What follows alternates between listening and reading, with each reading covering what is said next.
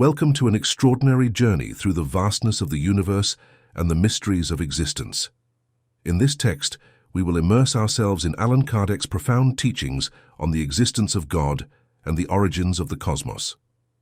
Imagine a boundless universe filled with shimmering stars and spiraling galaxies, where each glimmer of light serves as a clue in the infinite puzzle of creation. From the farthest reaches of space to the deepest corners of our own being, we will explore the marvels of existence and ponder the mysteries behind each constellation. Guided by the wisdom of a spiritual master and the curiosity of a cosmic explorer, Kardec will lead us through the labyrinth of time and space, revealing the hidden secrets of the universe and the higher purpose of our own lives. Join us on this journey of discovery, where stars whisper ancient secrets and celestial beings dance in rays of light. Prepare to open your mind and heart to the infinite possibilities of the cosmos as you explore the existence of God and the origin of the universe with Allan Kardec. Welcome to a journey that will forever change your perspective. The fundamental causes. God, one God and the infinite. And what is God? God is the supreme intelligence, the first cause of all things. What does infinite mean? It refers to that which has neither beginning nor end. The unknown. All the unknown is infinite. Could we say that God is the infinite? This is an incomplete definition. The limitations inherent in human language and cognition are fundamentally inadequate when it comes to defining concepts that transcend the boundaries of our intelligence. When we speak of God as being infinite, we are engaging in a form of abstraction that falls short of truly encapsulating his essence.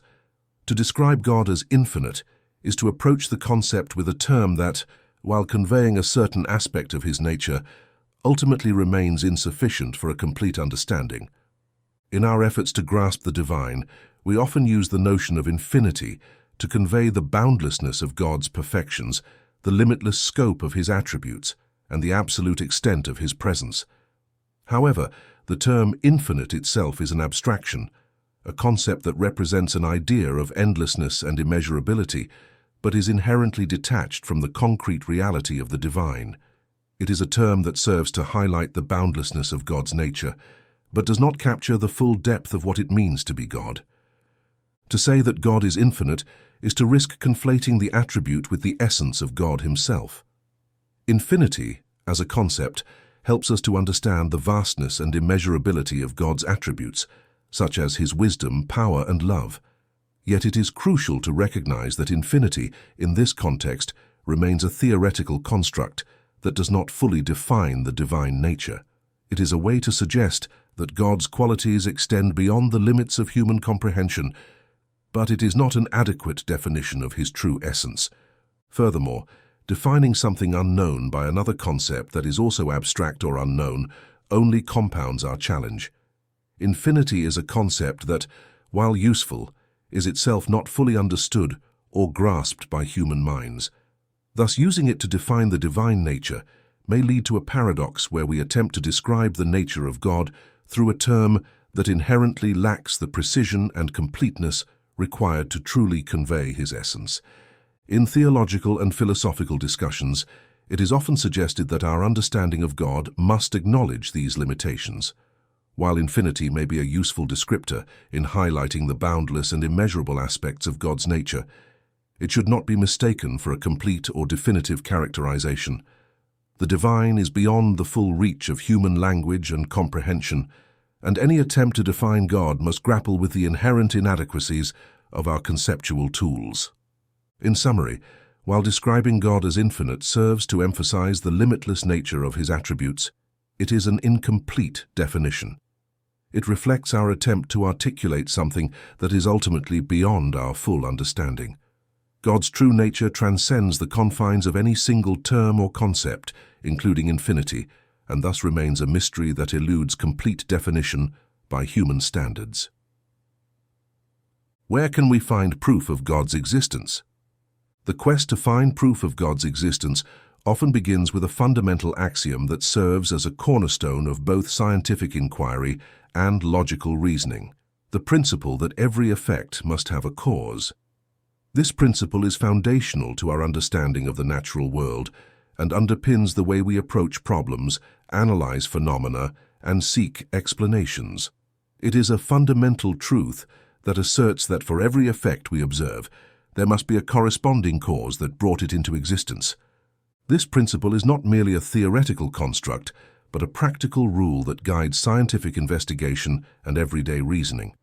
In science, for example, researchers examine effects and seek causes to understand the mechanisms behind natural phenomena.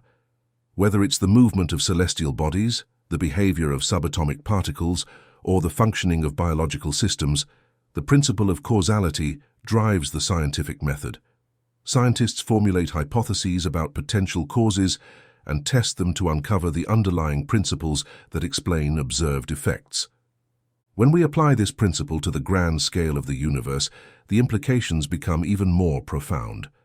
The universe itself is an effect, a vast, complex, and ordered system that exists and operates according to specific laws and principles. To understand the existence and nature of the universe, we must consider what caused it to be. The universe, with its intricacies and enormity, cannot simply be an isolated occurrence. It must have an underlying cause that transcends the physical reality we observe. The principle of causality compels us to look beyond the universe itself for an explanation. The universe, as an effect, demands a cause that is not contingent upon the universe, but rather precedes and brings it into being. This leads us to contemplate the idea of a cause that is fundamentally different from the effects within the universe, a transcendent cause that can account for the universe's existence and its remarkable order. In exploring this notion, we encounter the concept of an ultimate cause or first cause, often identified in various philosophical and theological traditions as God. The idea is that the universe's existence requires a cause that itself is not an effect of something else, but rather the source of all effects. This ultimate cause must be uncaused and self-sustaining, providing a coherent explanation for the existence and order of the universe. To deny the necessity of such a cause would be to reject the principle of causality itself. It would imply that an effect can arise without a cause or that something can come from nothing, which contradicts both logical reasoning and empirical observation. The consistent application of the principle of causality leads us to the conclusion that there must be an uncaused cause, a foundational element that underlies and gives rise to everything that exists. Moreover, the observable order and complexity within the universe further support the idea of a deliberate and purposeful cause. The precision with which natural laws operate, the fine-tuning of physical constants, and the intricate design observed in biological systems suggest that the universe is the product of intentionality rather than randomness. This alignment of order and complexity with the concept of a transcendent cause strengthens the argument for the existence of God. In summary, the search for proof of God's existence is deeply intertwined with the fundamental axiom that every effect must have a cause. This principle guides our understanding of the natural world and leads us to a profound conclusion when applied to the universe. The existence of the universe, with its remarkable order and complexity, necessitates a transcendent cause, an uncaused cause that provides a coherent explanation for everything that exists. This principle of causality, therefore, offers a compelling foundation for belief in a divine or ultimate cause, often conceptualized as God. If we undertake a thorough examination of the universe and its myriad complexities, we encounter an array of effects that provoke a profound contemplation. From the intricate design of biological organisms to the precise and predictable laws that govern physical forces, the observable phenomena in the universe exhibit an astonishing degree of order and coherence. The biological world, with its diverse ecosystems, intricate systems of life, and sophisticated mechanisms of adaptation and survival, showcases an extraordinary level of complexity. Similarly, the physical realm displays a remarkable harmony in its fundamental laws, such as gravity, electromagnetism, and quantum mechanics, each meticulously regulating the behavior of matter and energy. None of these phenomena arise in isolation or by chance. Every effect we observe in the universe points to an underlying cause or explanation. The very existence of the universe itself, with its boundless expanse and intricate order, compels us to seek an explanation that transcends the immediate and tangible. The vastness of space, the precise arrangement of galaxies, the fine-tuning of physical constants, and the emergence of life all suggest a level of purpose and design that cannot be fully accounted for by random chance or mere physical processes alone. When we consider the universe as a whole, it becomes evident that the intricacy and order present within it cannot be merely the result of happenstance. The universe operates according to specific principles and laws that allow for the formation of stars, planets, and galaxies, as well as the development of life. The synchronization of these laws, the intricate balance of forces, and the emergence of complex structures imply that there is an underlying framework or cause that orchestrates these phenomena. The need for an explanation beyond the immediate and tangible becomes increasingly apparent as we delve deeper into the nature of the universe. The complexity and order observable in the universe suggest that there must be a cause or source that transcends the limitations of physical explanations. This transcendent cause would be responsible for the existence and ongoing harmony of the universe, providing a foundation for the order and structure we observe. This inquiry naturally leads us to infer that there must be a cause that surpasses the mere physical mechanisms we can observe. The existence of such an ordered and harmonious universe points to the possibility of an ultimate cause, a source that embodies qualities beyond those of the physical realm. This ultimate cause, often conceptualized in various philosophical and theological traditions as God, would be the necessary foundation for the existence and organization of the universe. It would account for the intricacies and purposefulness of the cosmos, offering a coherent explanation for the complex phenomena that we encounter. In summary, the examination of the universe reveals an array of effects, each pointing to an underlying cause that transcends physical explanations. The intricate design of biological organisms, the precise laws governing physical forces, and the overall harmony and order of the cosmos all suggest the presence of a transcendent cause. This cause, which lies beyond the immediate and tangible aspects of the universe, provides a coherent explanation for the complexity and purposefulness observed in the natural world. The concept of causality requires us to acknowledge that the universe itself must have a cause. The universe, as an effect, demands an explanation for its existence, something that cannot be solely attributed to random chance or internal processes alone. Since the universe is not the work of human creation, the question of its origin points us to the need for a cause that is beyond the universe itself. To doubt the existence of God in this context would be to challenge the very principle of causality. It would entail denying that every effect has a corresponding cause, thereby suggesting that something could emerge from nothing. Such a stance contradicts not only the principles of logical reasoning, but also the empirical observations that underpin our understanding of cause and effect. In contemplating the vastness and complexity of the cosmos, our minds naturally gravitate toward the idea of a transcendent cause, an ultimate source or designer that could account for both the existence and the intricate order of the universe. This contemplation is not merely an exercise in metaphysical speculation, but is grounded in the logical necessity of explaining the universe's origin and structure. The principle of causality, a fundamental tenet in both philosophy and science, asserts that every effect must have a cause.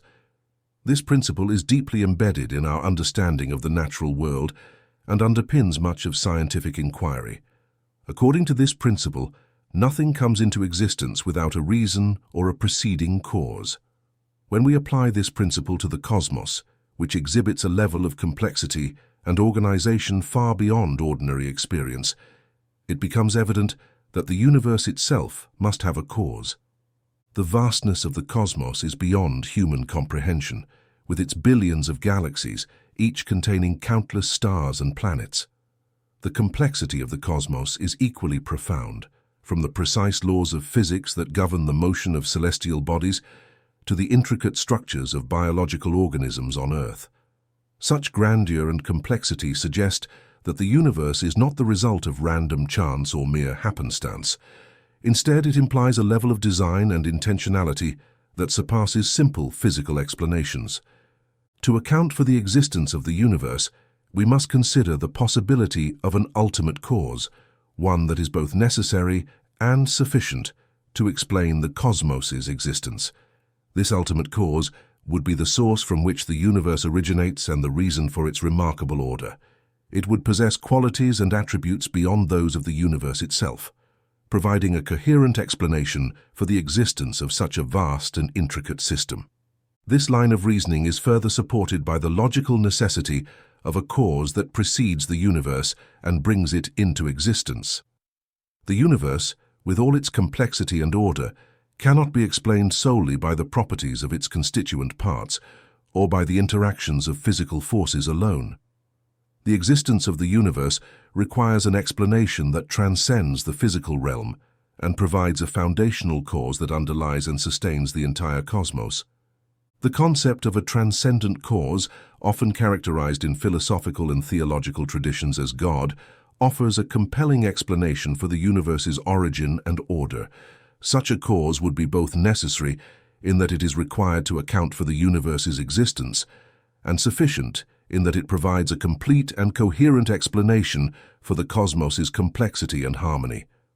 In summary, contemplating the vastness and complexity of the universe naturally leads us to consider the possibility of a transcendent cause, an ultimate source or designer that accounts for the existence and order of the cosmos. This consideration is supported by the principle of causality, which necessitates an explanation for the universe's origin and structure. The idea of a transcendent cause provides a logical and compelling framework for understanding the universe, offering an account that is both necessary and sufficient to explain its existence and intricate design. Moreover, the observable harmony and regularity in the natural world, such as the laws of physics, the constants of nature, and the fine-tuning of the cosmos, further reinforce the idea that the universe is the product of intentional design. The intricate and precise nature of these elements suggests a deliberate and purposeful cause rather than a result of arbitrary or chance processes. In summary, the search for proof of God's existence can be profoundly informed by the principle that every effect must have a cause. This principle is foundational in our understanding of the natural world and underpins much of scientific and philosophical reasoning. It asserts that for every observable phenomenon, there must be a corresponding cause that brings it into being. When we apply this principle to the grand scale of the universe and its intricate complexities, it leads us to consider the necessity of an ultimate cause, one that transcends the universe itself. The universe, with its vast expanse, intricate order, and extraordinary complexity, presents a challenge to our understanding. The precise laws governing physical forces, the fine-tuning of cosmological constants, and the intricate design of biological systems all suggest that the universe is not the product of mere chance or randomness. Instead, it points to the presence of a cause that is both necessary and sufficient to account for the universe's existence and order. Rejecting the notion of an ultimate cause would mean undermining the foundational principles of causality. It would imply that the universe could arise without a cause, which contradicts the very essence of logical reasoning. Such a rejection would also entail denying the logical necessity of a transcendent cause that provides a coherent and satisfying explanation for the cosmos's existence. Reason and observation naturally lead us to the idea of a transcendent cause, often identified in philosophical and theological traditions as God. This transcendent cause is posited as the ultimate source from which the universe originates and the reason for its remarkable order and complexity. It offers a comprehensive explanation that accounts for both the existence and the harmonious structure of the cosmos. The concept of a transcendent cause is not merely a speculative or abstract idea, but is grounded in the logical necessity of explaining the universe. It provides a framework that integrates our observations of the natural world with our understanding of causality. This framework offers a coherent and satisfying explanation that aligns with both philosophical reasoning and empirical observation. Therefore, the search for proof of God's existence is profoundly informed by the principle of causality. The existence of the universe with all its complexity and order, necessitates a cause that transcends the universe itself. Embracing the notion of a transcendent cause acknowledges the logical necessity of an ultimate explanation for the universe and its remarkable order. It reinforces the idea that reason and observation lead us to a belief in a transcendent cause, identified as God, who provides a coherent and satisfying account of the cosmos's existence and intricate design. What consequence can we draw from the intuitive feeling that all humans have of God's existence, that God exists? For where would this feeling come from if it were not based on anything? This is again a consequence of the principle that there are no effects without a cause. Is our internal sense of God's existence not a product of education and acquired ideas? The internal sense of God's existence, a feeling or intuition that many people have about a higher power or divine being, raises intriguing questions about its origins and universality. If this sense were merely a product of education and acquired ideas, we would expect it to be limited to cultures and societies where such teachings are prevalent. However, this is not the case. Across diverse cultures and throughout human history, individuals from vastly different backgrounds and levels of education have reported a sense of a divine presence or higher power. This universality suggests that the sense of God's existence is not simply a cultural construct or a product of specific religious instruction. If the internal sense of God's existence were purely the result of education or socialization, it would likely vary significantly from one culture to another, reflecting the particular religious or philosophical teachings of each society. Yet even in societies with no formal exposure to religious doctrines, people often exhibit a profound sense of the divine.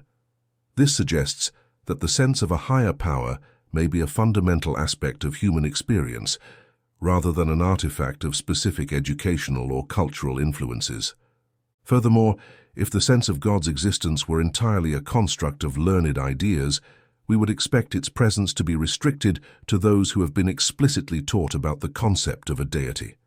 The fact that such a sense appears to be widespread among individuals who have not received formal religious education challenges the notion that it is purely a learned phenomenon.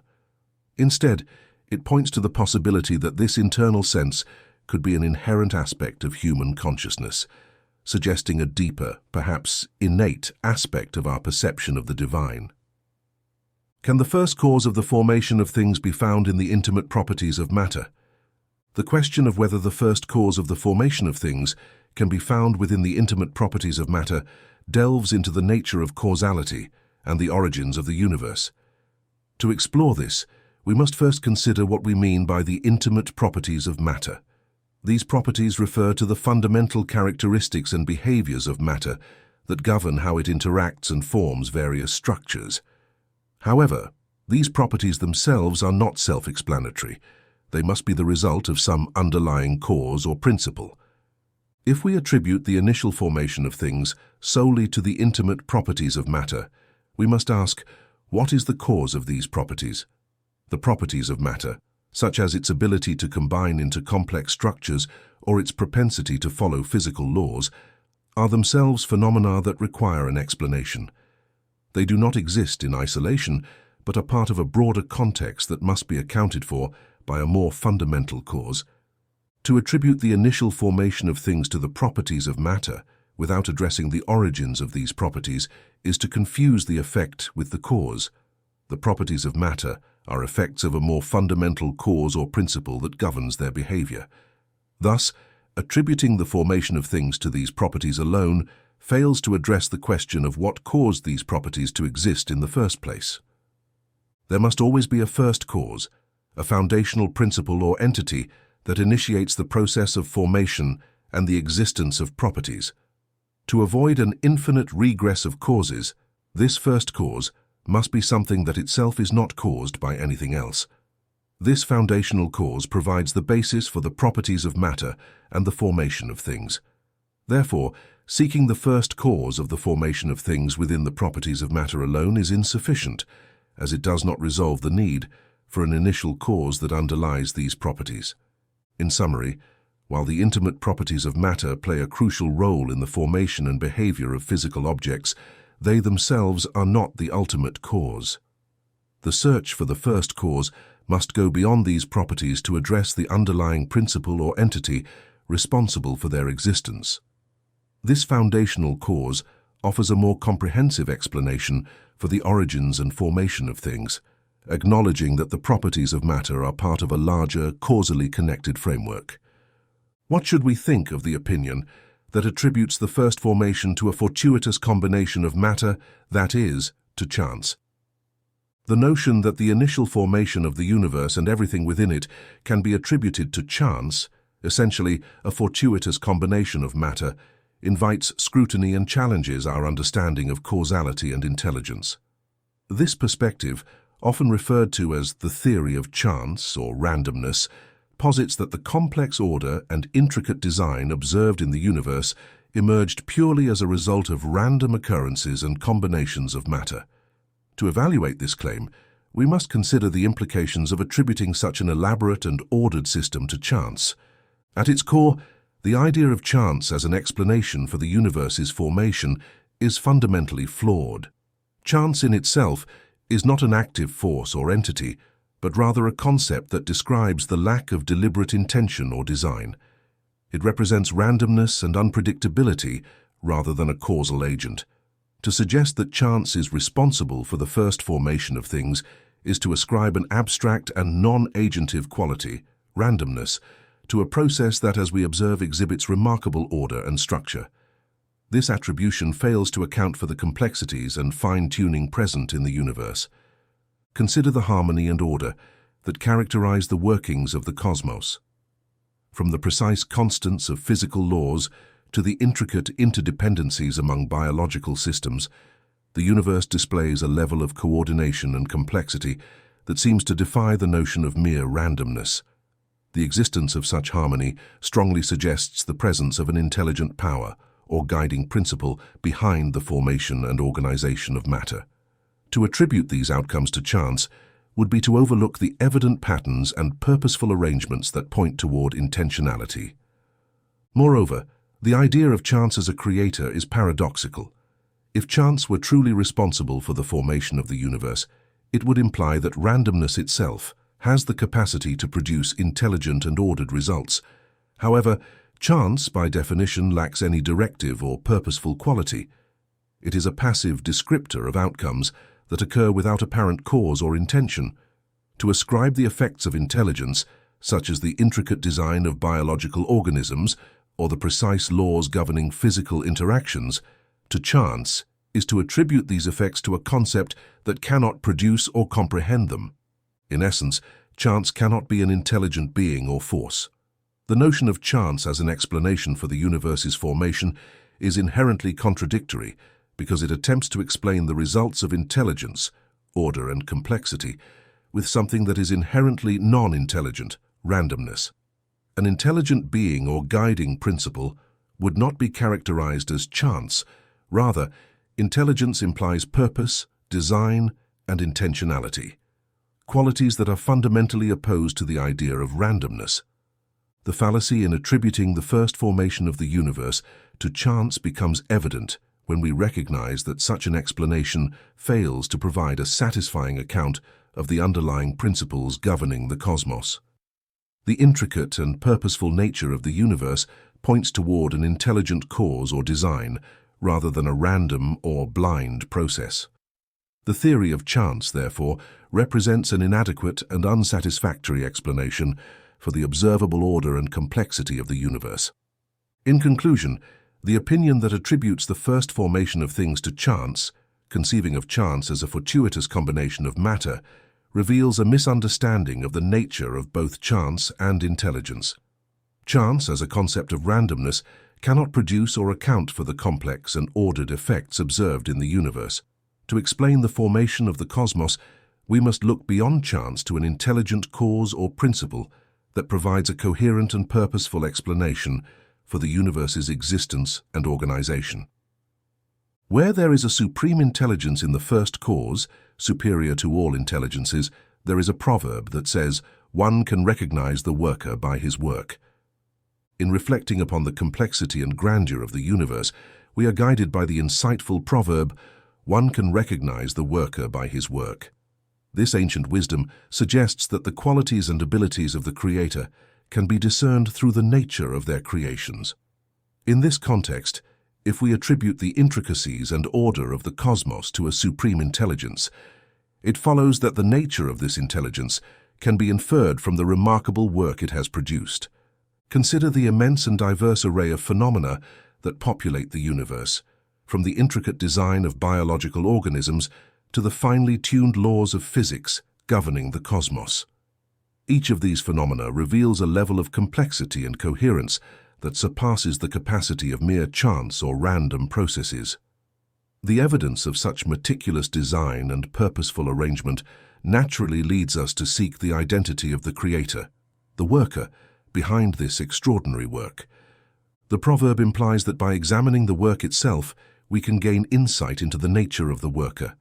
The universe, with all its profound intricacies and harmonies, reflects qualities that suggest an intelligence far beyond human comprehension. This supreme intelligence, responsible for the initial formation and ongoing order of all things, is inherently superior to any intelligence known to humanity. It embodies an understanding and capability that transcends our own, revealing itself through the sheer magnitude of its creation. The notion of pride, which often manifests as disbelief or a denial of something greater than oneself, provides an additional layer of understanding. Pride can blind individuals to the presence of a higher power or superior intelligence, as it seeks to place oneself above all else. A proud individual may resist acknowledging a cause greater than their own intellect, viewing themselves as the ultimate arbiter of knowledge and capability. However, this perspective overlooks the vast and awe-inspiring accomplishments of nature, which far exceed the limits of human creativity. Human beings, regardless of their achievements, are limited by their own capacities. No matter how advanced or innovative human intelligence becomes, it cannot replicate the grandeur of natural phenomena or create something that matches the depth of nature's intricacies. The capacity of human intelligence itself is a testament to a higher, first cause, an intelligence that set the stage for all subsequent creations. This first cause, superior to humanity and its creations, must be recognized as the source from which all other intelligence and creativity flow. As human intelligence continues to explore and innovate, it remains clear that its achievements are built upon a foundation laid by a superior intelligence. The more remarkable the accomplishments of human intellect, the more evident the necessity of an even greater original cause. This supreme intelligence, regardless of the name or concept we ascribe to it, stands as the ultimate source of all things. It transcends human limitations and serves as the origin of all creative and organizing principles observed in the universe. In essence, the proverb underscores the importance of recognizing the connection between the work and the worker. By observing the grandeur and order of the universe, we can infer the existence of a supreme intelligence responsible for its creation. This first cause, superior to all human intelligence, provides a coherent explanation for the remarkable complexity and harmony observed in the cosmos. As we acknowledge the limits of human creativity and intelligence, we are compelled to recognize the existence and nature of this superior intelligence that underpins all of reality. Attributes of divinity. Can man understand the inner nature of God? He lacks no senses. Will it be possible for man to understand the mystery of divinity when his mind is no longer obscured by matter and is closer to perfection? Then he will see and understand it. The inferiority of human faculties does not allow him to understand the intimate nature of God. In the infancy of humanity, man often confuses God with a creature to whom he attributes imperfections.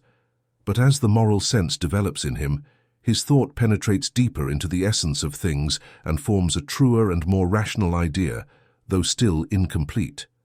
If we cannot understand the intimate nature of God, we can still form an idea of some of his perfections.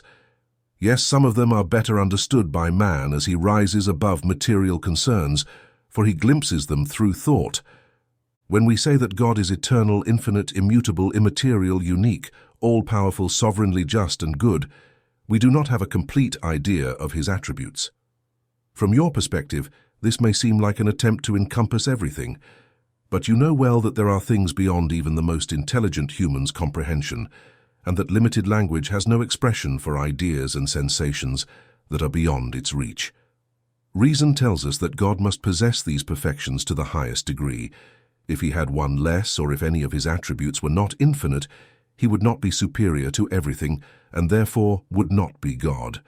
To be above all things, God must undergo no vicissitudes, and must be free from any imperfections that the imagination might conceive. God is eternal.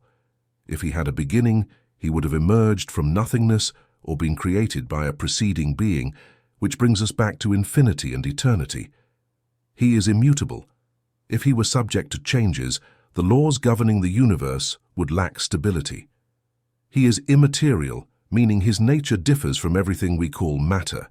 Otherwise he would not be immutable, as he would be subject to the transformations of matter. He is unique. If there were multiple gods, there would be no unity of purpose or power in the ordering of the universe. He is all-powerful because he is one.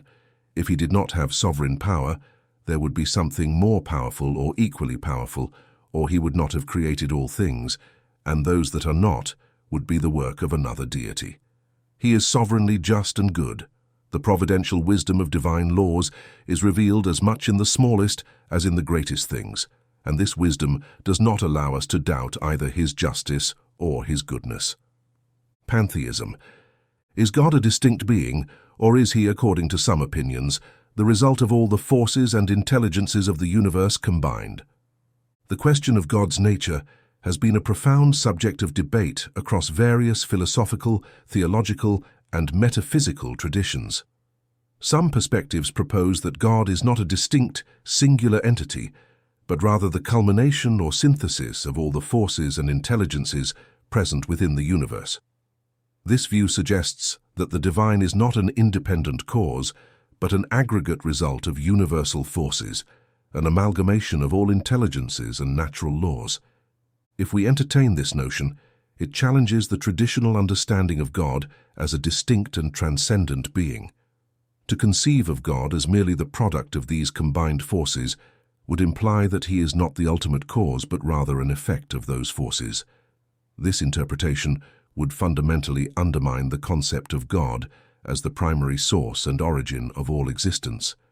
In classical theism, God is understood as the uncaused cause, the foundational reality from which all other things emanate. To reduce God to an effect of the universe's forces would contradict the very essence of divine transcendence and omnipotence. Engaging deeply with this line of reasoning can lead one into a complex and perhaps confusing labyrinth of abstract concepts. Such explorations might yield a sense of intellectual superiority or an illusion of profound understanding, but they often fail to provide substantive answers. Instead of clarifying the nature of the divine, these theories can obscure it further, leaving one tangled in a web of speculative ideas that offer little practical benefit or enlightenment. It is crucial to recognize the limitations of such speculative pursuits. They can sometimes distract from more immediate and practical aspects of one's spiritual and personal development. Rather than delving into esoteric theories that may ultimately be elusive and unverifiable, it is more beneficial to focus on personal growth and self-improvement. Addressing one's own imperfections and striving for personal transformation is a more direct and impactful endeavor. By concentrating on self-examination and the improvement of one's character, one can achieve meaningful progress and a deeper understanding of oneself. This approach not only fosters personal growth, but also aligns with a more practical and accessible path to spiritual development. Engaging with one's own flaws and working towards self-betterment can be more rewarding and impactful than seeking to unravel the mysteries of the divine through abstract theorizing. In summary, while contemplating the nature of God and the divine is a valuable endeavor, it is essential to approach these questions with clarity and discernment. Understanding God as a distinct and independent being maintains the coherence of divine causality and transcendence. At the same time, focusing on personal growth and addressing one's own imperfections can offer a more immediate and tangible path to spiritual fulfillment. Instead of getting lost in speculative labyrinths, It is often more practical and rewarding to direct one's efforts towards self-improvement and practical spirituality. What should we think of the opinion that all the bodies of nature, all beings, and all the globes of the universe are part of the divinity and together constitute the very divinity, that is, the pantheistic doctrine? Since man cannot become God, he at least wants to be part of God. Those who profess this doctrine claim to find the demonstration of some of God's attributes in it, saying that the infinite worlds are God's and that by this very fact, the infinite is not in a void or from nowhere. God is everywhere, being God everywhere, since everything is an integral part of God. This gives all natural phenomena an intelligent reason for being. What can be said against this reasoning? Reason it out, and you will not find it difficult to recognize its absurdity. This doctrine makes God a material being who, although endowed with supreme intelligence, would be in the great as we are in the small. However, since matter is in constant evolution, if this were the case, God would lack stability and would be subject to all the vicissitudes and needs of humanity. He would lack one of the essential attributes of divinity, immutability. The properties of matter cannot be reconciled with the idea of God without diminishing him in our thoughts. Despite all the subtleties of sophistication, they will not solve the problem of his intimate nature. We do not know all that he is, but we know what he cannot be. And this system contradicts his most essential properties. It confuses the creator with the creature, just as if one claimed that an ingenious machine is an integral part of the mechanic who designed it. God's intelligence is revealed in his works, as a painter's intelligence is revealed in his painting. But the works of God are not God himself, just as the painting is not the painter who conceived and executed it. General elements of the universe.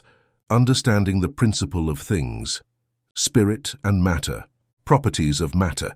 Universal space. Understanding the principle of things. God has granted man the knowledge of the principle of things. No, God does not allow everything to be revealed to man who belongs to the earth. Perhaps one day man will penetrate the mystery of things that are hidden from him. The veil lifts for him as he purifies himself, but to understand certain things, he needs faculties he does not yet possess. Can man, through the pursuit of science, penetrate certain secrets of nature? The pursuit of science is one of humanity's most profound endeavors, driven by an intrinsic curiosity and a quest for understanding the workings of the natural world. Science, with its methodologies and empirical approaches, has been a powerful tool for advancing human knowledge and improving our grasp of the universe. It has led to extraordinary discoveries, from the vast expanses of cosmic phenomena to the intricate details of biological processes. However, there are inherent limitations to what science can achieve, constraints that are set by the very nature of reality and the divine design. Science has been given to humanity as a means to explore and advance in all areas of knowledge, providing insights into the mechanisms that govern our existence. Yet it is crucial to recognize that science operates within the boundaries established by a higher power or divine order. These limits are not merely physical, but also metaphysical, defining the scope within which human intellect and inquiry can operate. While science can illuminate many aspects of nature and reveal profound truths about the universe, there are mysteries and realms beyond its reach, areas that transcend the empirical and the observable. As man delves deeper into the mysteries of nature, the pursuit of scientific knowledge often leads to an ever-increasing sense of awe and reverence for the power and wisdom of the Creator. The complexity and order observed in the natural world frequently point to a source of intelligence and design that surpasses human understanding. The more we uncover about the universe's workings, the more we may come to appreciate the vastness and intricacy of the creative forces behind it. However, this journey of discovery is not without its challenges and pitfalls. The quest for knowledge can sometimes be marred by human pride and intellectual hubris. Scientists, driven by a desire to understand and control nature, may fall prey to illusions and misconceptions. As they develop and refine their theories, they can accumulate layers of hypotheses and systems, some of which may later be proven erroneous. The evolving nature of scientific understanding means that what was once considered a truth can become an acknowledged error, and what was once dismissed can be recognized as a fundamental truth. This process of continual revision and correction can be disheartening, particularly for those whose pride may have been invested in previous theories or beliefs. The realization that much of what was once held as fact may have been incorrect can be a blow to one's sense of intellectual achievement. This disappointment, fueled by pride, underscores the fallibility of human understanding and the limitations of our cognitive faculties. Despite these challenges, the pursuit of science remains a noble and essential endeavor. It is a testament to human curiosity and the relentless drive to uncover the mysteries of existence. However, it is equally important to approach this pursuit with humility and an awareness of its limits. Recognizing that there are aspects of reality that may remain beyond the scope of scientific inquiry can foster a more balanced perspective, one that appreciates the contributions of science while acknowledging the greater, transcendent truths that lie beyond its reach. In summary, while science provides valuable insights into the nature of the universe and contributes to our understanding of the natural world, it is bounded by limits that are set by a higher divine order. The pursuit of scientific knowledge should inspire admiration for the Creator's power and wisdom, but it should also be accompanied by humility and recognition of the inherent limitations of human understanding. Embracing this balance allows us to appreciate the contributions of science while remaining open to the deeper, transcendent aspects of reality that it may not fully capture. Aside from scientific research, man is given the ability to receive communications from a higher order about what is beyond the testimony of his senses. Yes, if God deems it appropriate, he can reveal what science cannot learn. It is through these communications that man gains, within certain limits, knowledge of his past and future destiny. Spirit and matter. Matter is eternal like God, or was it created by him at some point? The question of whether matter is eternal or was created by God at some specific point in time delves into one of the most profound and enigmatic areas of philosophical and theological inquiry. If we posit that matter is eternal, we are suggesting that it exists in a state of perpetual existence, independent of the divine will or intervention. This view aligns with certain philosophical doctrines that consider matter as a fundamental and uncreated substance, coexisting with the divine or as an inherent aspect of existence itself. Alternatively, if matter was created by God, it implies that at some point in time, God initiated its existence from a state of non-being. This perspective aligns with the creationist view, which holds that God is the ultimate cause of all that exists, including the material universe. In this view, matter, like everything else, would have its origin in the divine act of creation, emerging from a state of absolute nothingness into the ordered, structured universe we perceive. Regardless of which perspective one might adopt, the nature of matter and its relationship to the divine remains a profound mystery.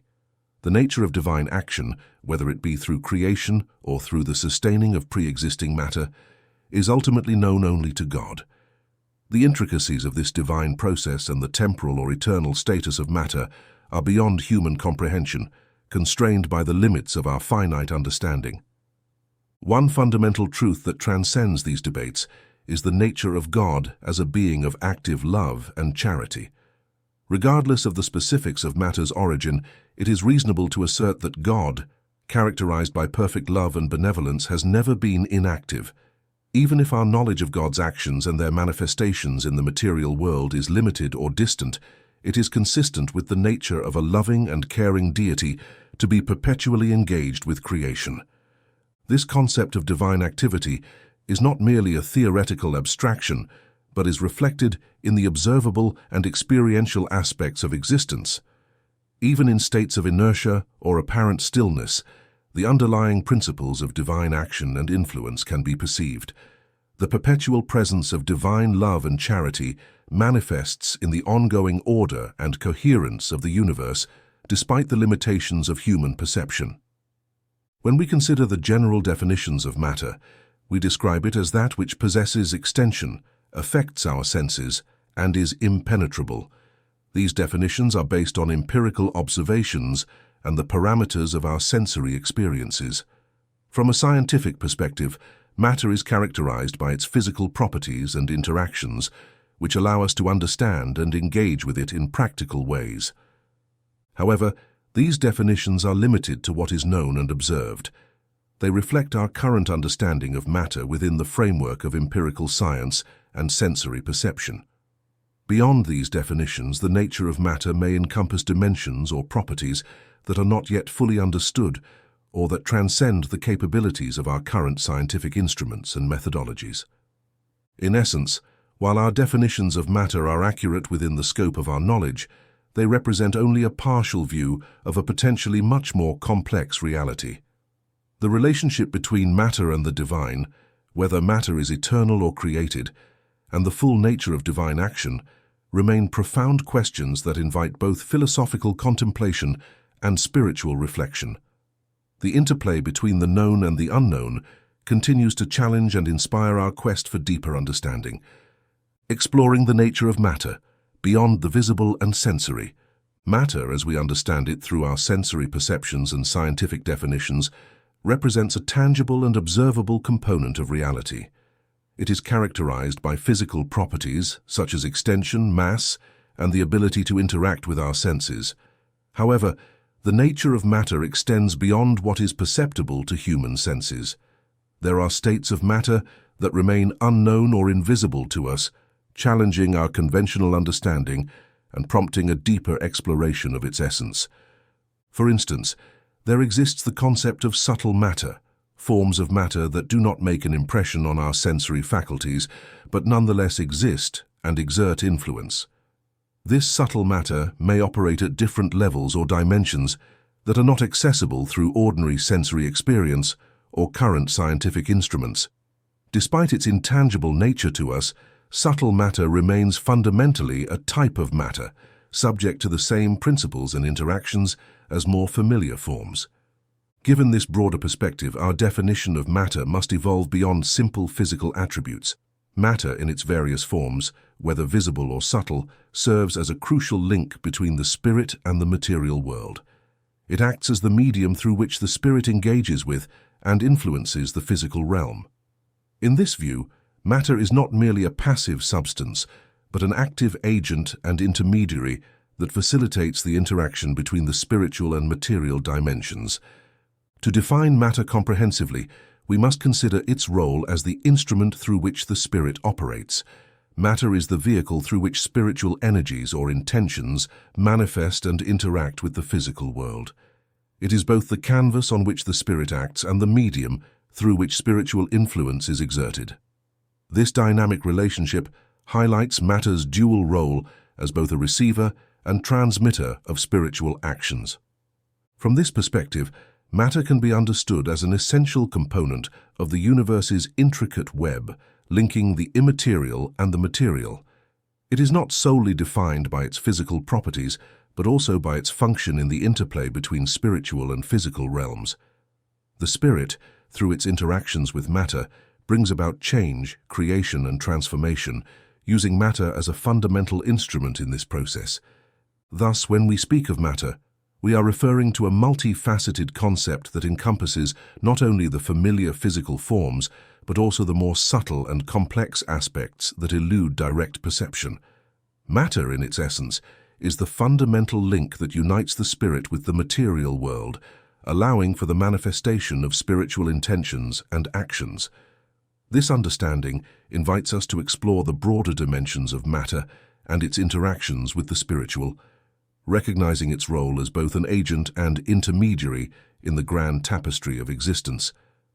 As we expand our definition of matter, we must remain open to the possibility that there are dimensions and aspects of reality that are currently beyond our grasp. The ongoing quest for knowledge and understanding encourages us to continually reassess and refine our concepts, embracing the complexity and richness of both the material and spiritual dimensions of existence. What is the spirit? It is the intelligent principle of the universe. What is the internal nature of the spirit? The spiritual is not easy to analyze in your language. To you, it is nothing because the spiritual is not something tangible, but to us it is something. Know well that nothingness is nothing. Nothingness does not exist. Is the spirit synonymous with intelligence? Although intelligence is an essential attribute of the spirit, both merge into a common principle, making them the same thing to you. Is the spirit independent of matter, or is it simply a property of matter, just as colors are properties of light and sound is a property of air? The two are different, but the union of spirit and matter is necessary to give rise to intelligent matter. Can we conceive of the spirit without matter, and matter without the spirit? Without a doubt, this can be done through thought. There are thus two general elements of the universe, matter and spirit, and above all, God, the Creator, as the Father of all things. These three elements are the principle of everything that exists, the universal Trinity. But to the material element, we must add the universal fluid, which acts as an intermediary between the spirit and the matter itself, which is too coarse for the spirit to have an effect upon. Understanding the universal fluid and its relationship to electricity and magnetism.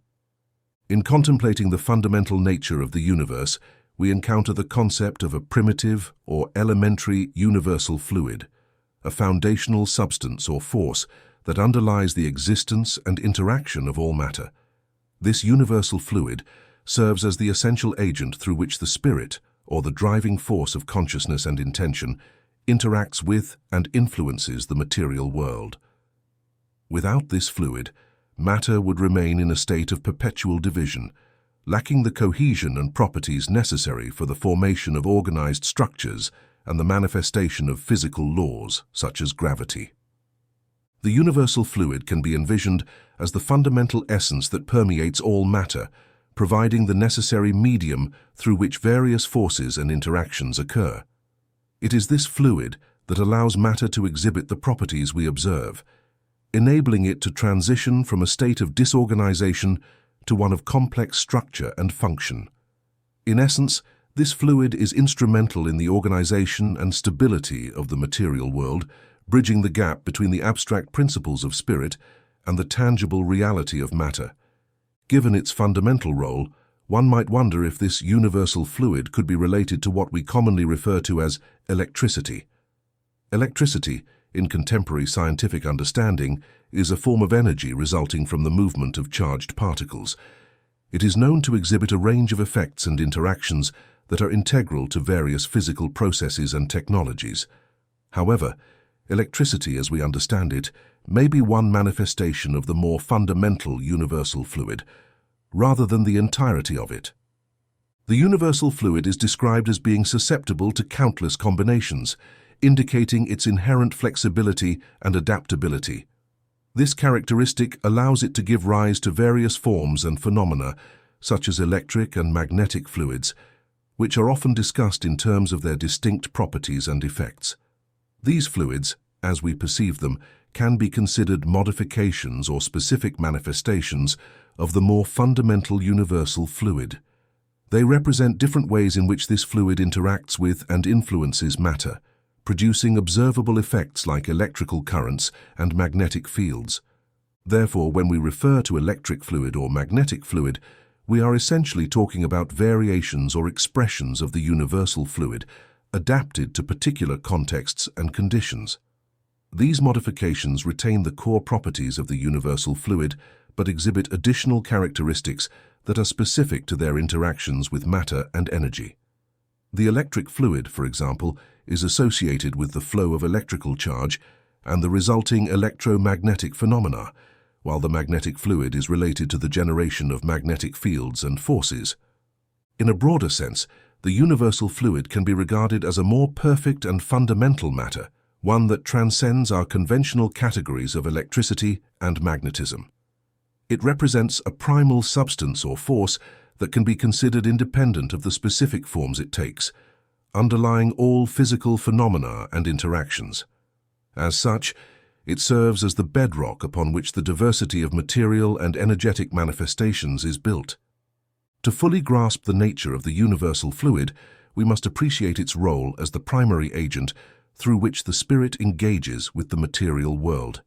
It is through this fluid that the fundamental principles of organization, cohesion, and interaction are realized, enabling the complex and ordered structures we observe in the universe.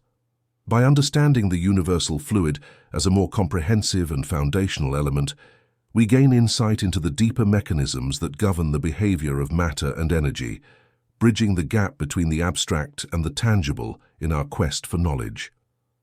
Since the spirit is something in itself, would it not be more accurate and less confusing to designate these two general elements as inert matter and intelligent matter? Words are not important to us.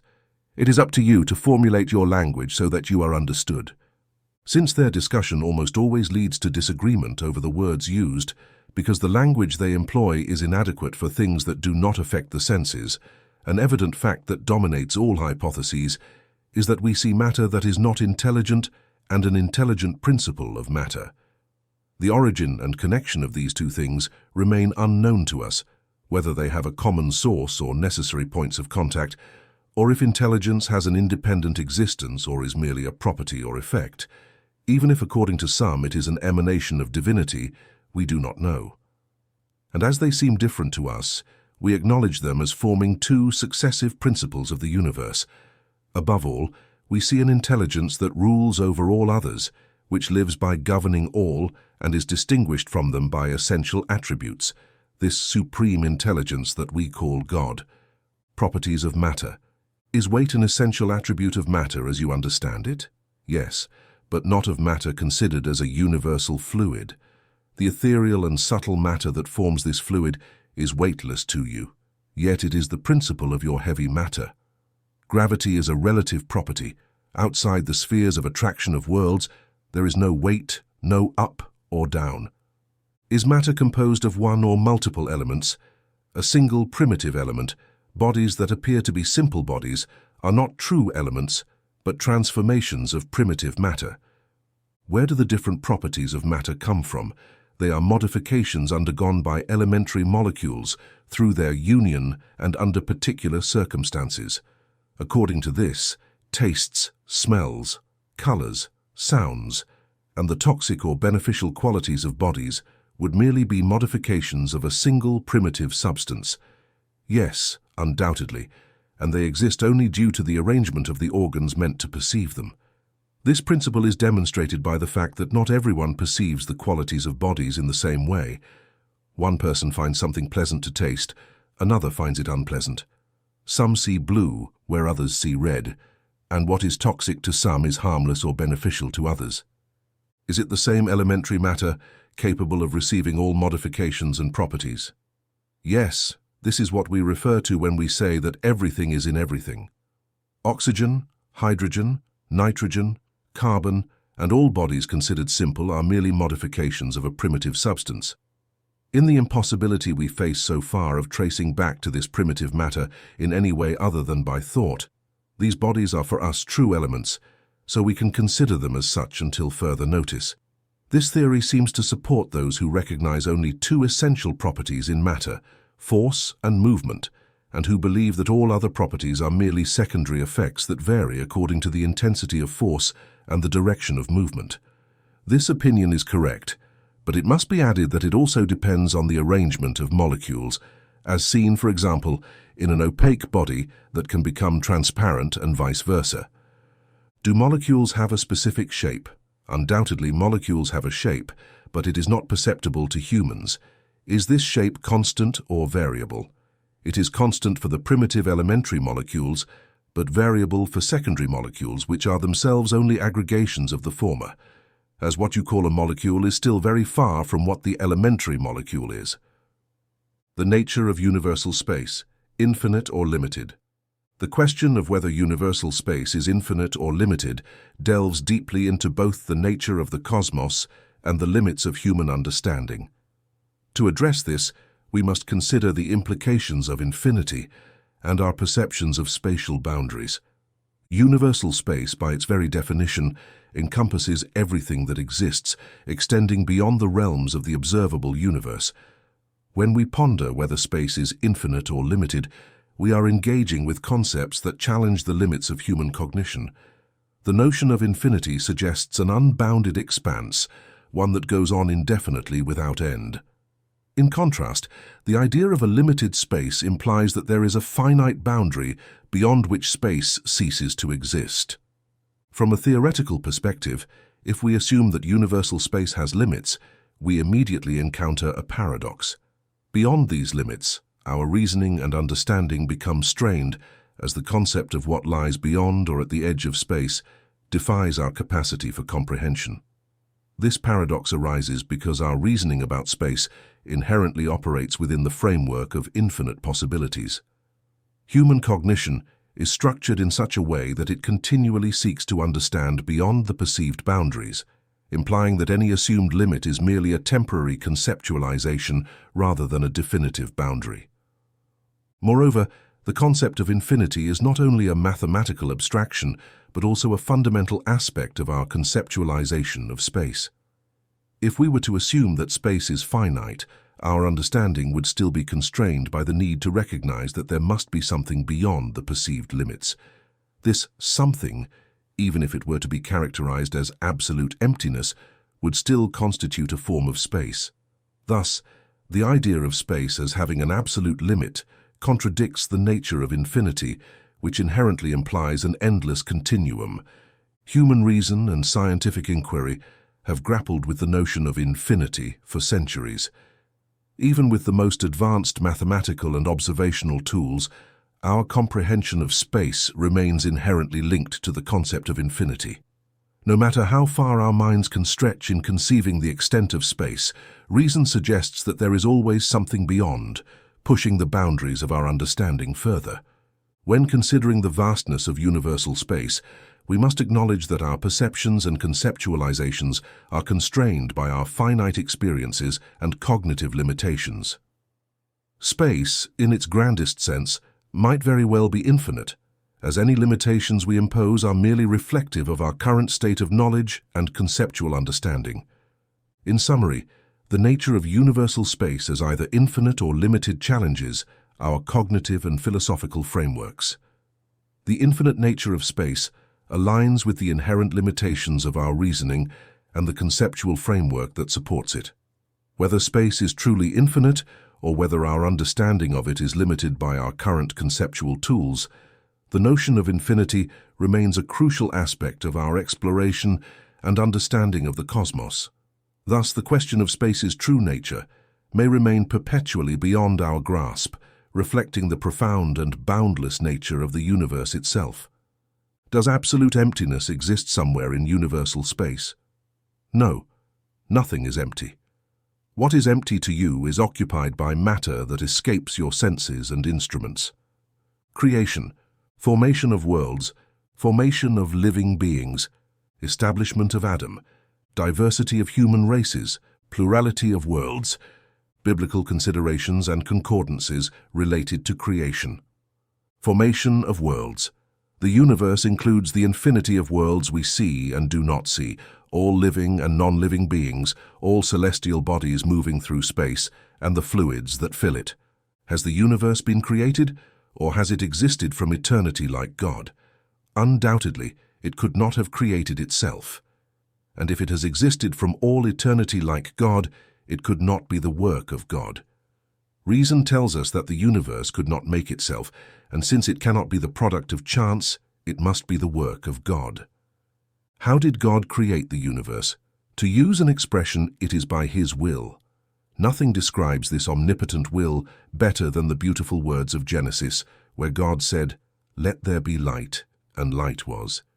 Can we know the mode of formation of worlds? All that can be said and understood is that worlds are formed by the condensation of matter dispersed in space. Are comets, as is now thought, the beginning of the condensation of matter and worlds in the process of formation? This is correct, but it is absurd to believe in their influence, I mean the influence commonly attributed to them, as all celestial bodies have their share of influence on certain physical phenomena. Can a fully formed world disappear and the matter that composes it disperse again into space? Yes, God renews worlds, just as He renews living beings. Can we know how long it took to form the worlds such as Earth? I cannot tell you, as only the Creator knows. It is a presumption to state or assign the number of centuries attributed to this formation of living beings. When did Earth begin to be populated? At first, everything was chaos. The elements were mixed, but gradually everything found its place, and then the living beings appropriate to the state of the globe appeared. Where do the living beings on Earth come from? The Earth contained the seeds that awaited the right moment to develop. Organic principles came together as soon as they felt the force keeping them separate, thus forming the seeds of all living beings.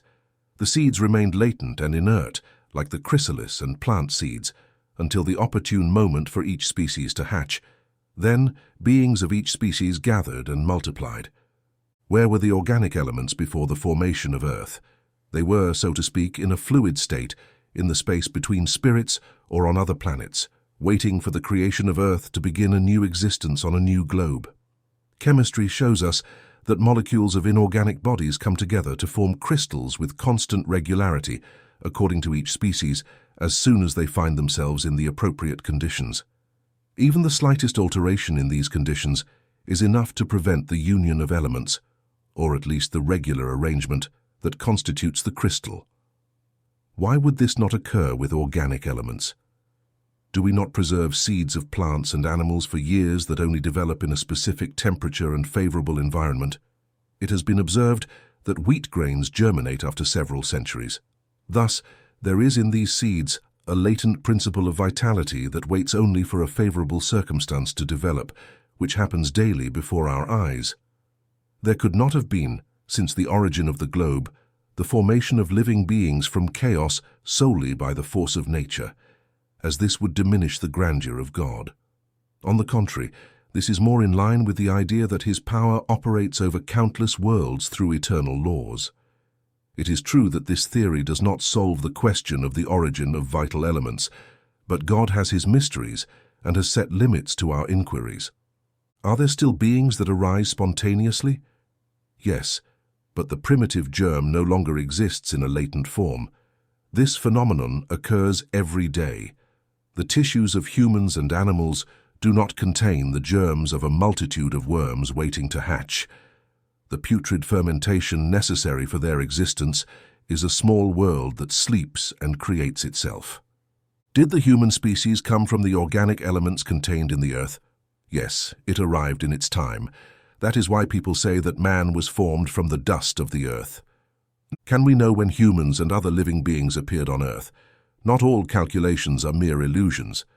The mystery of human origin and spontaneous generation, the question of why humans no longer form spontaneously from the organic elements of the earth, as they might have in the distant past, touches upon some of the deepest mysteries of biology, evolution, and theology. If we entertain the idea that the germ of the human species was present among the organic elements of the early earth, we encounter several profound considerations that illuminate our understanding of life's origins and development. In contemplating why humans no longer emerge spontaneously from these organic elements, we must first recognize that our understanding of such processes involves both scientific inquiry and metaphysical reflections. The principle of things, particularly concerning the origins and sustenance of life, is a profound mystery that is ultimately beyond the complete grasp of human understanding and resides in the divine secrets known only to God. From a scientific perspective, the process of spontaneous generation, or abiogenesis, refers to the hypothetical emergence of life from non-living matter. Historically, this idea was considered plausible before the advent of modern biology. However, contemporary science has established that life as we know it arises through more complex processes, primarily involving the replication and evolution of existing organisms rather than spontaneous generation from basic organic elements. The transition from the primordial conditions of early Earth to the development of complex life forms, including humans, involves a series of intricate biochemical and evolutionary processes. Initially, life on Earth is believed to have begun with simple, single-celled organisms that gradually evolved through natural selection into increasingly complex forms. This evolutionary progression, governed by the principles of genetics, adaptation, and environmental pressures, led to the emergence of diverse species, including humans. The specific process by which early humans or their precursors emerged is not well understood, but it is generally accepted that the formation of humans was not an instantaneous or spontaneous event, but rather a gradual evolution from simpler life forms.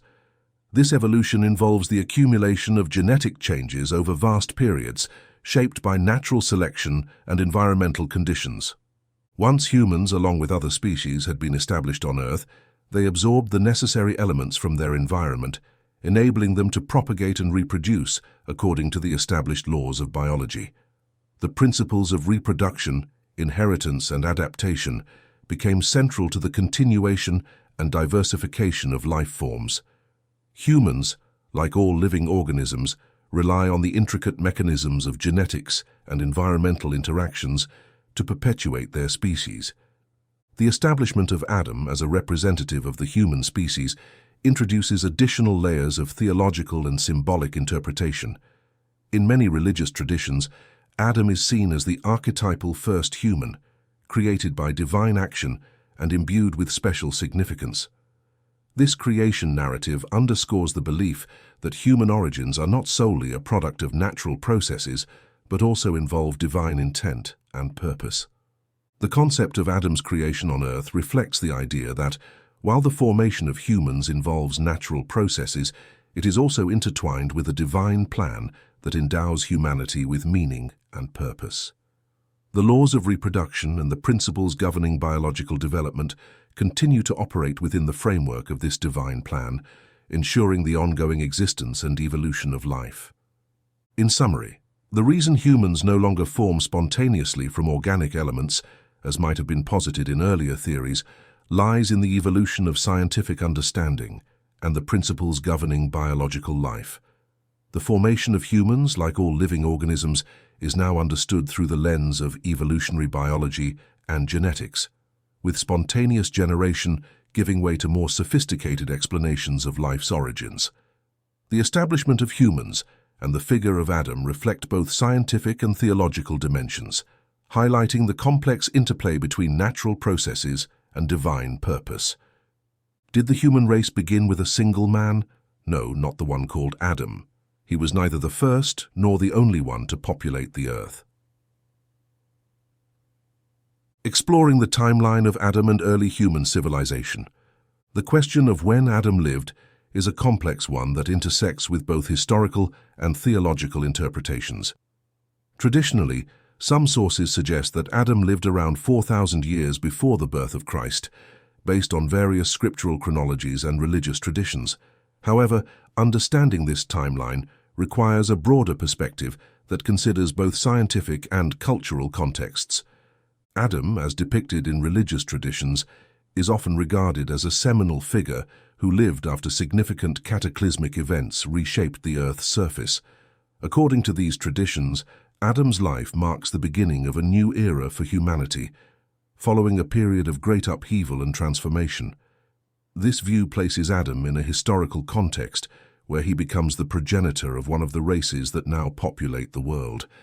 However, integrating this perspective with the understanding of human progress presents challenges. The progress of humanity, as observed through archaeological and historical records, suggests a more gradual and complex development over millennia. Archaeological evidence and studies of early human civilizations indicate that significant advancements in technology, culture, and social organization occurred well before the time traditionally attributed to Adam. These advancements include the development of agriculture, writing systems, and complex societies, which took place over many thousands of years. Given this historical evidence, the notion that humanity could have progressed from primitive beginnings to sophisticated civilizations in just a few centuries, as might be implied if Adam's timeline were taken literally, seems unlikely. The timeline of human development as understood through modern science and archaeology suggests a much longer and more gradual process of evolution and cultural advancement. In light of this, some scholars and theologians propose that the figure of Adam may not correspond to a specific historical individual, but rather represents a mythological or allegorical figure. This interpretation views Adam as a symbolic representation of the early stages of human development, embodying the collective experiences and spiritual understanding of early cultures. This perspective aligns with the idea that religious narratives often contain deeper truths and meanings, beyond their literal historical contexts.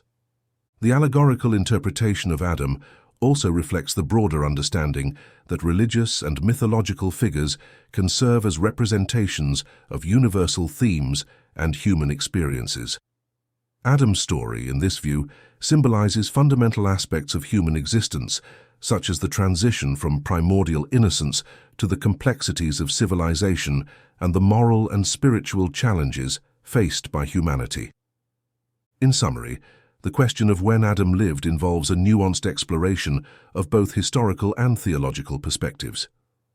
While traditional accounts place Adam around 4,000 years before Christ, modern understanding of human history and progress suggests a more gradual and complex timeline. The figure of Adam may therefore be seen as a symbolic representation of early human experiences and the broader narrative of human development rather than a literal historical figure. This interpretation allows for a richer appreciation of the religious and cultural significance of Adam's story within the context of human history. Where do the physical and moral differences that distinguish various human races on Earth come from? Climate, lifestyle, and customs. Just as two children from the same mother, raised apart and differently, will not resemble each other in spirit. Did man emerge in more than one place in the world? Yes, and at various times. This is one of the causes of racial diversity. Subsequently, as people dispersed across different climates and mingled with other races, new types were formed.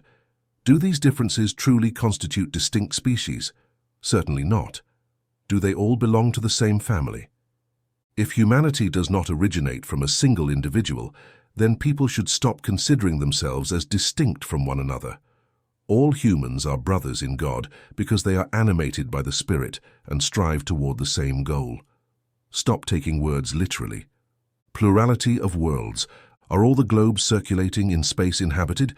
Yes, and humans on Earth are far from being, as they believe, the foremost in intelligence, goodness, and perfection. However, some people believe themselves to be very powerful, imagining that only this small globe has the privilege of having rational beings. What pride and vanity to believe that God created the universe solely for them. God populated the worlds with living beings, all contributing to the ultimate purpose of providence. Therefore, to believe that living beings are limited only to the point we inhabit in the universe would be to doubt the wisdom of God, who has done nothing in vain. He must have assigned these worlds a purpose more serious than merely delighting our eyes. Furthermore, nothing in the position, volume, or physical constitution of Earth reasonably suggests that it alone has the privilege of being inhabited, excluding so many thousands of similar worlds. Is the physical constitution of different globes the same? No, they are in no way similar. Given that the physical constitution of worlds is not the same for all, it follows that the beings inhabiting them are organized differently, just as fish are suited to live in water and birds in air. Are the most distant worlds from the sun deprived of light and heat, since the sun appears to them only as a star? Do they think there are no other sources of light and heat than the sun? Do they disregard the electricity that, in some worlds, plays a role unknown to you and much more significant than on Earth? Moreover, it is not said that all beings are made of the same matter as you, with organs shaped like yours. The conditions of existence for beings inhabiting different worlds must be adapted to the environment in which they are destined to live. If we had never seen fish, we would not understand how beings could live in water. The same applies to other worlds which undoubtedly contain elements unknown to us. We do not see on Earth the long polar nights illuminated by the electricity of the auroras. It is impossible that, in some worlds, electricity is more abundant than on Earth and plays a general role whose effects escape us. Therefore, these worlds may contain within them sources of heat and light that would be superfluous for their inhabitants. Biblical considerations and concordances on creation. Diverse perspectives on creation and the role of knowledge and spiritual insight. Throughout human history, diverse cultures and civilizations have developed a wide array of ideas about the origin of the universe and the nature of creation, these ideas reflect the varying levels of knowledge and understanding that have been available to different societies at different times. As scientific knowledge has advanced, some previously accepted theories have been challenged or refuted, prompting a re-evaluation of long-standing beliefs about creation. For much of history, religious texts and sacred writings have provided the primary framework through which people have understood the origins of the cosmos. These texts often present creation stories that reflect the cultural, spiritual, and philosophical perspectives of their time. As human understanding has evolved, however, the limitations of these traditional accounts have become increasingly apparent. Scientific inquiry, with its rigorous methods and empirical evidence, has challenged certain aspects of these creation narratives, leading to a more nuanced and complex view of the universe. Reason, bolstered by advancements in science, has played a crucial role in reassessing theories of creation. Through disciplines such as cosmology, biology, and geology, science has revealed the improbability of some older theories, providing evidence for alternative explanations that better align with observed phenomena. This scientific approach has led to a greater understanding of the natural processes that govern the formation and development of the universe and life. The insights provided by the spirits, as interpreted through spiritual or metaphysical perspectives, often align with the views held by some of the most enlightened thinkers throughout history. These insights can offer a deeper understanding of creation that goes beyond the limitations of both traditional religious texts and contemporary scientific theories. They may provide a synthesis of spiritual wisdom and scientific knowledge, suggesting that the universe's origins are complex and multifaceted. Critics of this synthesis may argue that it contradicts the literal interpretations of sacred texts. However, upon closer examination, it becomes evident that such contradictions are often more apparent than real. Sacred texts are frequently written in symbolic or allegorical language that reflects the worldview of their authors and the limitations of their historical context. When interpreted in a broader, more metaphorical sense, these texts can be reconciled with modern scientific understanding and spiritual insights. The apparent contradictions between scientific theories and sacred writings can often be resolved by recognizing that both are attempts to describe the same underlying truths from different perspectives.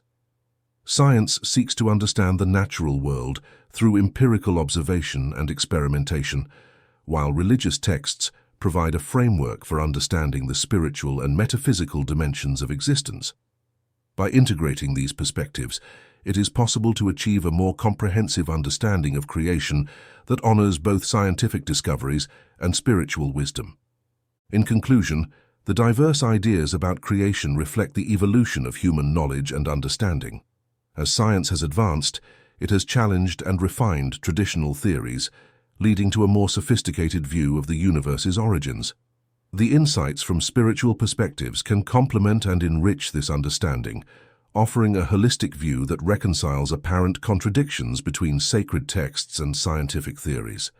By embracing this synthesis, we can gain a deeper appreciation of the mysteries of creation and the profound complexities of our existence. It is the result of interpreting a sense that is often allegorical. The question of the first man in the person of Adam as the sole root of humanity is not the only one where religious beliefs had to be modified. The Earth's movement once seemed so opposed to the sacred text that no form of persecution was spared as a pretext. Yet the Earth rotates despite the anathemas, and today no one could contest it without undermining their own reason. The Bible also says that the world was created in 6 days and dates this to about 4,000 years before the Christian era. Before this, Earth did not exist. It was drawn from nothing. The text was explicit, and now inexorable positive science demonstrates the opposite. The formation of the globe is written in indelible characters in the fossil world, and it is demonstrated that the 6 days of creation are as many periods, each perhaps spanning several 100,000 years. This is not a system, doctrine, or isolated opinion, but a fact as constant as the Earth's movement, a fact that theology cannot deny or dismiss as an obvious proof of the error in taking lightly the expressions of often figurative language. We should conclude that the Bible is erroneous, but that people have erred in interpreting it. Science, by examining the records of the Earth, has recognized the order in which various living beings appeared on its surface, and this order corresponds with that indicated in Genesis, except that in this work, instead of being miraculously created by God's hands in a few hours, it was realized still by His will and according to the laws of natural forces over a few million years. Is God less great and powerful because of this? Is His work less sublime for not having the prestige of immediacy? Obviously, one would have to have a very narrow view of divinity to not recognize His power in the eternal laws He has established to govern the worlds. Science, far from diminishing the divine work, shows it to us in a more grandiose light, and in accordance with our notions of the power and majesty of God, by the very fact that everything has been realized without deviating from the laws of nature. Science, in agreement with Moses, places man last in the order of the creation of living beings. But Moses places the universal flood in the year 1654 of the world, while geology shows us a great cataclysm prior to the appearance of man, since to this day no trace of his presence or that of animals of the same category from a physical standpoint has been found in the primitive layers. But there is no proof that this is impossible. Several discoveries have already cast doubt on this issue. It could therefore be that at any moment we might gain material certainty of this human authority, and then recognize that at this point, as at others, the biblical text is figurative. But the question is whether the geological cataclysm is the same as Noah's. The time required for the formation of the fossil layers does not allow them to be confused, and as soon as traces of human existence are found before the great catastrophe, it would be demonstrated either that Adam is not the first man, or that his creation is lost in the mists of time. Against the evidence, no reasoning is possible, and we will have to accept this fact just as we have accepted that of the Earth's movement and the 6 periods of creation. It is true that the existence of man before the geological flood remains hypothetical, but it is less so now, assuming that man first appeared on Earth 4,000 years before Christ. If 1650 years later the entire human race was destroyed, except for one family, it follows that the population of the Earth dates only from Noah, that is to say, from the year 2350 before Christ. Yet, when the Hebrews emigrated to Egypt in the 18th century, they found this country very populated and already very advanced in civilization. History demonstrates that at that time, India and other regions were also flourishing, not considering the chronology of some peoples dating back to a much earlier period. In this case, it would have been necessary that, from the 20th century to the 18th century, that is, within 600 years, not only could the descendants of a single man have populated all the immense regions then known, but also that within this brief interval, the human race could have risen from absolute ignorance of the primitive state to the highest degree of intellectual development. A fact contrary to all anthropological laws is the diversity of races, which further supports this opinion. Climate and habits produce individual modifications in physical characteristics, but we know the extent to which these causes can influence. Physiological examination shows that there are deeper constitutional differences between certain races than those produced by climate. Crossbreeding of races produces intermediate types, which tends to erase extreme characteristics, but does not produce them. It only creates varieties. Now, for crossbreeding to have occurred, there must have been distinct races. How can their existence be explained by giving them a common origin, especially one so close that we can admit that in a few centuries some descendants of Noah could transform to produce the Ethiopian race? For example, such a metamorphosis is no more admissible than the hypothesis of a common origin between the sheep, the elephant and the aphid, or the bird and the fish. Once again, nothing can prevail against the evidence of the facts.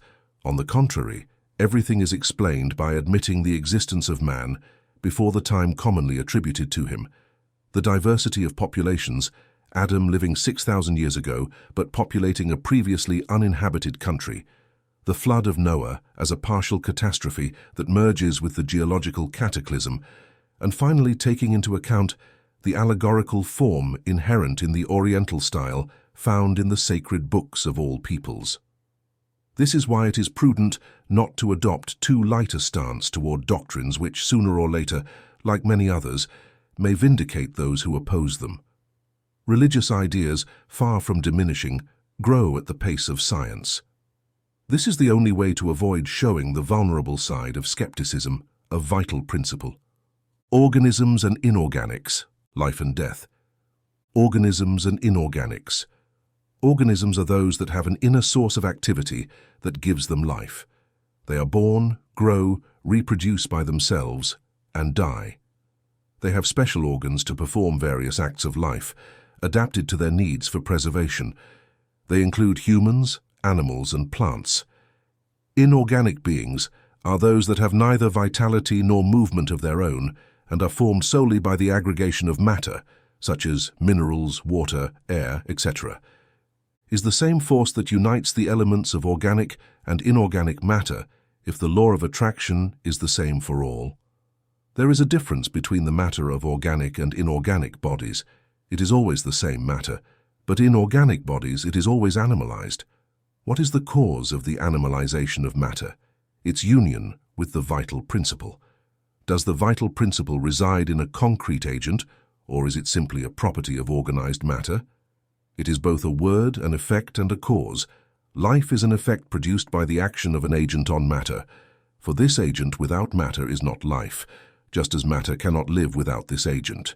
It gives life to all beings that absorb and assimilate it. We have seen that spirit and matter are two constitutive elements of the universe. The vital principle forms a third. It is undoubtedly one of the necessary elements for the constitution of the universe.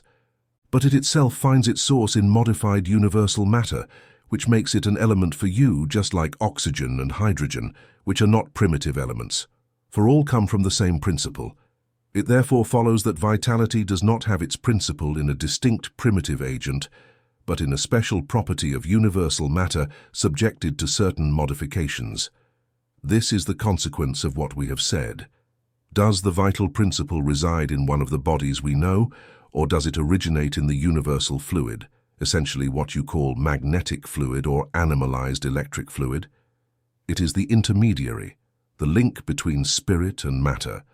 The vital principle is the same for all organic beings, yes, but modified according to the species. It is what gives them movement and activity, and distinguishes them from inert matter, for in the movement of matter there is no life.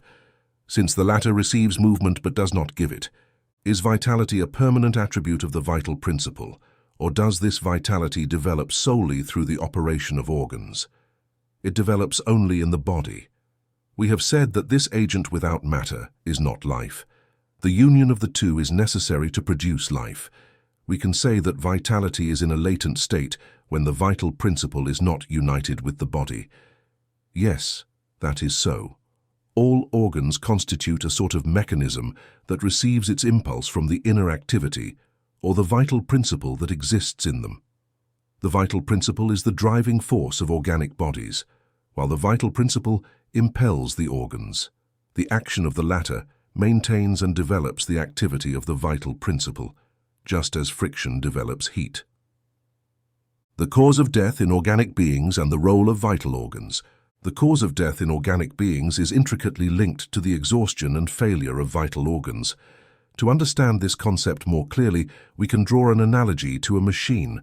When a machine is poorly assembled or experiences a critical failure in one of its components, it ceases to function properly. In the same way, when the organs of a living organism become damaged or fail, the life-sustaining processes they support are disrupted, leading to death. Consider the human body as a complex, finely tuned machine. Each organ plays a crucial role, much like the individual gears and components of a mechanical apparatus. When these components are in optimal condition and working harmoniously, the machine, whether it is biological or mechanical, functions smoothly and efficiently. However, if a critical component fails or becomes damaged, the entire system can be compromised. In a poorly assembled machine, for instance, a broken spring or misaligned gear can cause the machine to stop functioning altogether. Similarly, in the human body, the failure of essential organs can lead to death. The heart, in particular, is often highlighted as a crucial organ in discussions about the causes of death. It serves as a central component in the machinery of life by pumping blood throughout the body. Blood circulation is vital for delivering oxygen and nutrients to tissues and organs while removing waste products. Therefore, if the heart becomes damaged or ceases to function, it can lead to a cascade of failures in other organs and systems. This is why damage to the heart is often fatal, as it disrupts the entire circulatory system, ultimately leading to the cessation of life. While the heart is critical, it is not the only organ whose failure can result in death. Other organs, such as the lungs, liver, and kidneys, also play essential roles in maintaining life. For example, the lungs are responsible for oxygenating the blood, while the liver detoxifies harmful substances, and the kidneys regulate fluid balance and waste elimination. Damage or failure in any of these organs can also lead to death, highlighting the interconnected nature of the body's systems.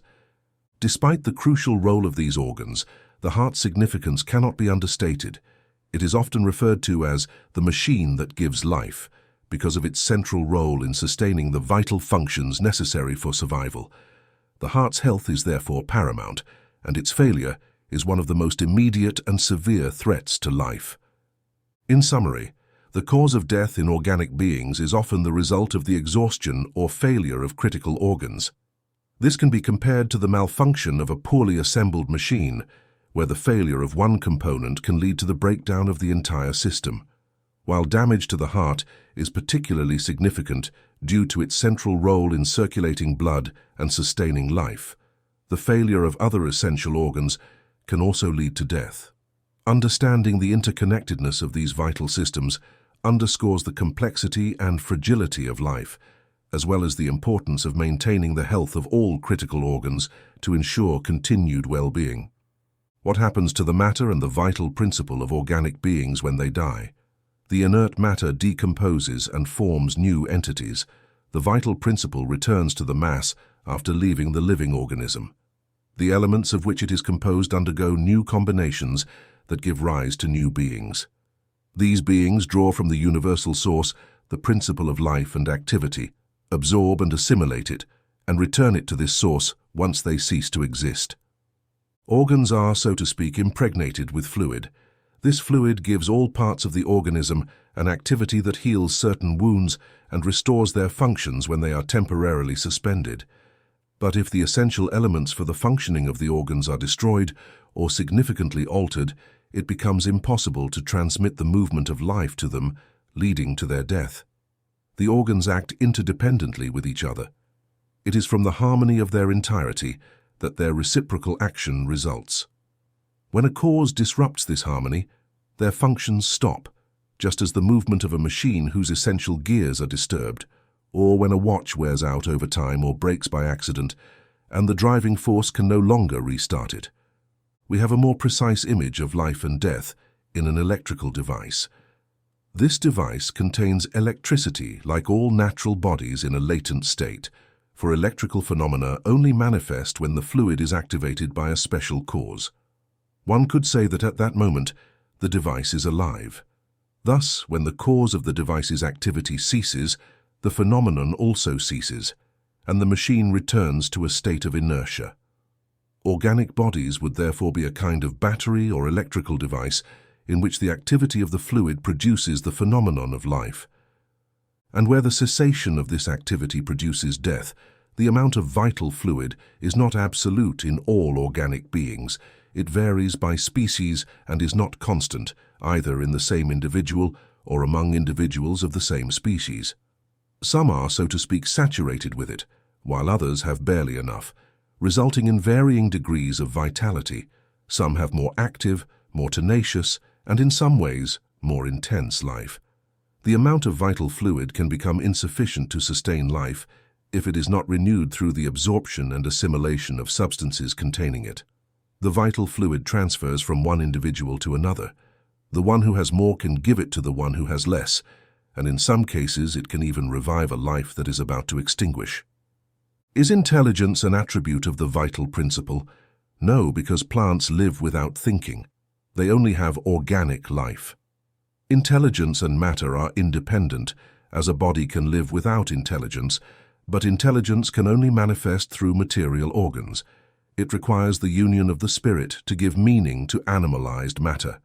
Intelligence is a special faculty unique to certain classes of organic beings, providing them, along with thought, the will to act, consciousness of their existence and individuality, as well as the means to establish relationships with the external world and satisfy their needs.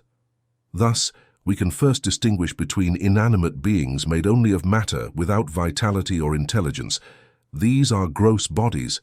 Second, animate but non-thinking beings made of matter and endowed with vitality but lacking intelligence.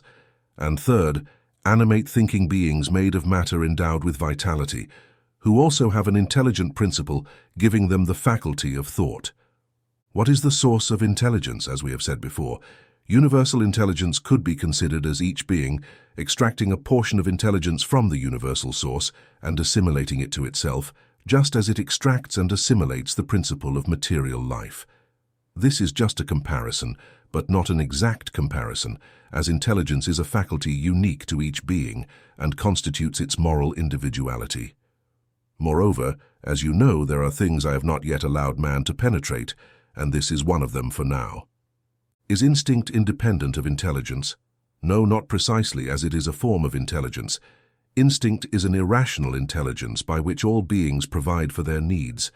Can a line be drawn between instinct and intelligence, indicating where one ends and the other begins?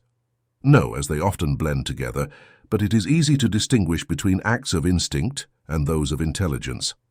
Is it true that instinctive faculties diminish as intellectual faculties increase?